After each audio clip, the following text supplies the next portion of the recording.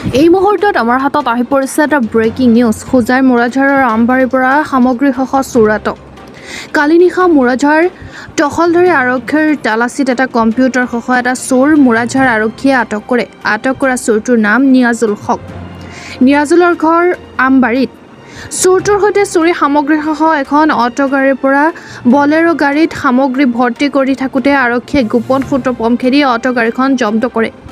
অৱশ্যে বলেৰো বাহনখন ধৰিব পৰা নাই। উল্লেখ্য যে যোৱা ৩ জুলাইত নিশা আমবাৰী LP স্কুলৰ তলা ভাঙি অসম চৰকাৰে প্ৰদান কৰা প্ৰায় ১.৫ লাখ টকাৰ কম্পিউটাৰ আৰু আন সামগ্ৰী চুৰি হৈছিল। তাৰ পাছত বিদ্যালয়ৰ প্ৰধান শিক্ষক কবিৰ আহমেদ লস্কৰে মুৰাঝাৰ থানাত এজাহাৰ দাখিল কৰিছিল। অৱশেষত আৰক্ষীৰ অভিযানৰ সফল হ'ল। এই চুৰিকাণ্ডৰ বিৰুদ্ধে মুৰাঝাৰ থানাত ভাৰপ্ৰাপ্ত আৰক্ষী বিষয়া পৰিদৰ্শক প্ৰশান্ত বেজবৰুৱাই গোচৰ ৰুজু কৰি তদন্ত অব্যাহত ৰাখিছে। হোজাইৰ পৰা সজল দাসৰ ৰিপৰ্ট।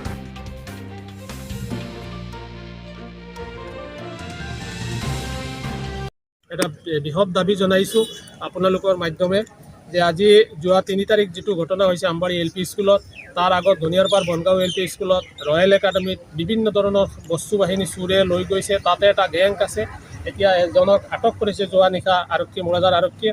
মই অনুৰোধ জনাইছোঁ যে তেখেতসকলক যে এই ধৰণৰ দুষ্কৃতিকাৰীৰ লগত জড়িত যিসকল আছে উপযুক্ত শাস্তি দিবলৈ আমি আৰক্ষী বিষয়াসকলক বিনম্ৰভাৱে অনুৰোধ জনাইছোঁ।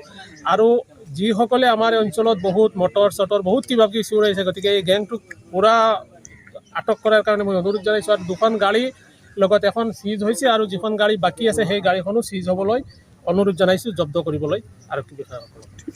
বিভাগীয় কৰ্তৃপক্ষৰ পৰা কিছুমান সামগ্ৰী কম্পিউটাৰ, প্ৰিণ্টাৰ আদি অৰ্পণ কৰা হৈছিলে। আমাৰ বিদ্যালয়ত আনি দিছিলে যোৱা ৩ তাৰিখ দিনত প্ৰায় 12টামান বজাত। আৰু ৰাতি সেই বস্তুখিনি কোনোবা দুষ্কৃতিকাৰীয়ে চুৰ কৰি লৈ যায়। পিছদিনাখন আমাৰ বিদ্যালয়ত কাম কৰা মিস্ত্ৰী এজন আহি দেখে যে বিদ্যালয়ৰ দুৱাৰ তলা ভঙা। সেইখিনি দেখাৰ পিছত আমাক খবৰ দিয়ে আমি আহোঁ।